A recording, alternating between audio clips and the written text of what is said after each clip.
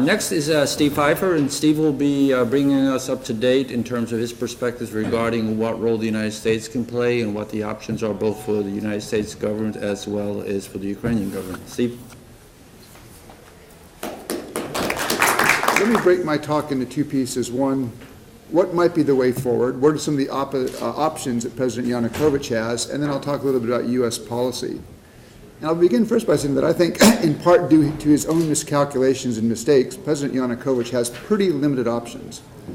First of all, I don't think he has the option of turning back towards Russia and the customs union. One, I don't think he and the people around him want that. The business elite who support him do not want to be in the same swimming pool with Russian oligarchs. But second, I think even more clearly, is what you're seeing now on the streets of Kyiv is that the Ukrainian population won't let him. Were he to come out tomorrow and say, I've made a deal with the Russians, we're going to join the customs union next year, guess how many hundred thousands of people would be out in the streets on Saturday and Sunday. So I don't think he has that option, and I agree completely with David. The Russians contributed to this. The Russian pressure tactics over the summer completely backfired. And when I was in Ukraine in September, every Ukrainian I talked to said, we are more determined than we were in the spring to pursue the association agreement. The second point is I think that his option of use of force is also constrained. On November 30th, they sent the riot police into the Maidan. In a couple of hours, they inflicted more injuries that happened during the entire 3 weeks of the Orange Revolution. And I think you saw the reaction of the public nation the next day, where there may have been 100,000 people on the street on November 24. On December 1, the reports were 300,000. I had one report coming out of Kyiv that said as many as 700,000. And again, I think that constrains him. He might like to use force, but I think he may understand now that there is a penalty to using force. So what can he do? I think the one viable option he may have now is a political dialogue. I think it's very hard to see this dialogue starting, but it seems to me that there's nothing else that gets Ukraine out of the current stalemate. Now, a couple things will affect this. First of all, can the demonstrations maintain their numbers, their discipline, and the fact that they remain peaceful? Because I think Bankova is counting on part that it's cold, the holidays are coming up, and maybe the demonstrations will kind of fizzle out. But if the demonstrations can be sustained in the numbers that you've seen in the last couple of weeks, that puts a lot of pressure on President Yanukovych and his government. The second question is going to be whether Yanukovych is prepared to participate. Now, he has said so. We'll see. And I think we are all up here in general agreement. I will disagree on one point with David. I think Yanukovych has to be part of that process. And while Yanukovych may not be our favorite president, back in 2010, I wrote quite a few times that we should give him a chance as a democratically elected leader of Ukraine. He has unfortunately disappointed me.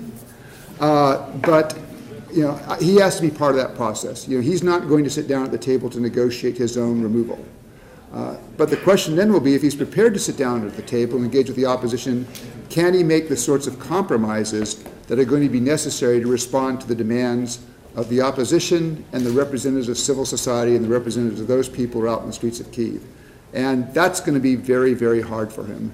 But it seems to me that the political dialogue, we should be pressing that kind of dialogue because that may be the one opportunity to get out of the stalemate. Let me talk a little bit about American policy. First of all, as I see it, I think the United States has let the European Union take the lead, which I would argue is actually the right thing to do, because those people out on the street are protesting because they want to be in Europe.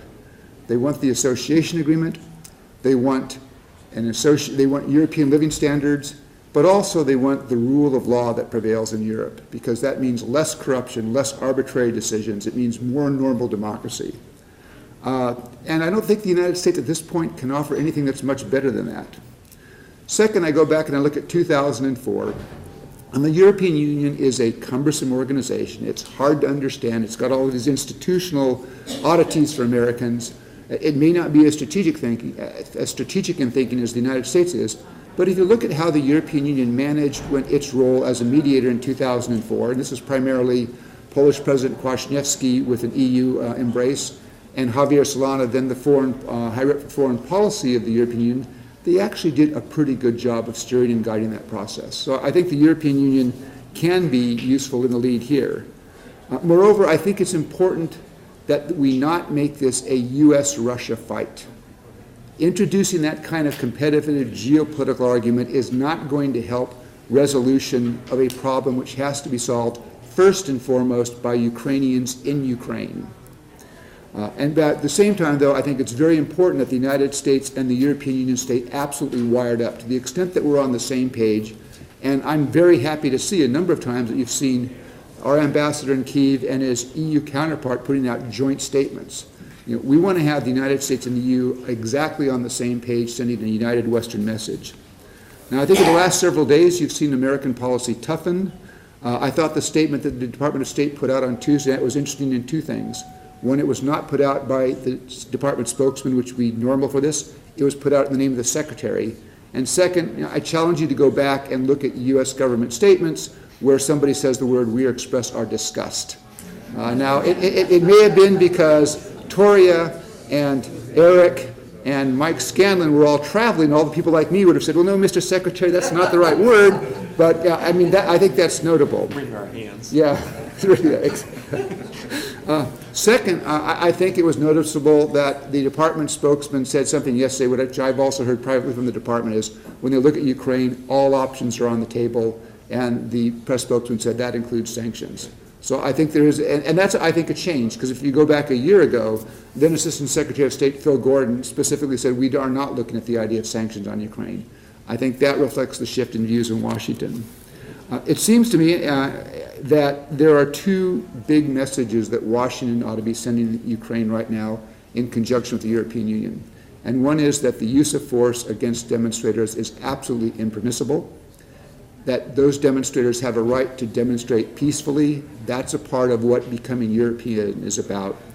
And second, that there's an expectation in Washington that President Yanukovych make an effort, a real effort, not just to say I'm going to sit down, but sit down and engage in a real way and be prepared to make concessions in a political dialogue to move this thing forward.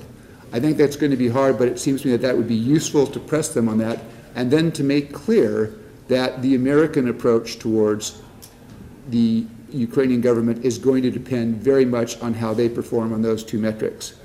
Finally, I think it's hugely important that the United States stay in sync with the European Union. If we eventually go down sanctions routes, and we did this 10, 11 years ago with Belarus, it's even better sometimes to reduce American sanctions if we can get the European Union to sign on board. There are a lot of people in Ukraine who, you know, it would hurt if they couldn't travel to America. It would really hurt if they couldn't travel to southern France or London. And so we want to stay in sync on that. And I'll just close with an optimistic note. I think I come down exactly where David is here. I think that this is a time of some risk in Ukraine. I was very worried on Tuesday night when the police moved in.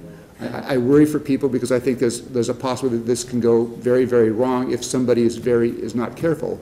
But I also think it's an opportunity for hope. There's a chance here for Ukraine to move forward and basically to restore some of the momentum that they had during the Orange Revolution and reinvigorate a push from Ukraine towards Europe. Thank you.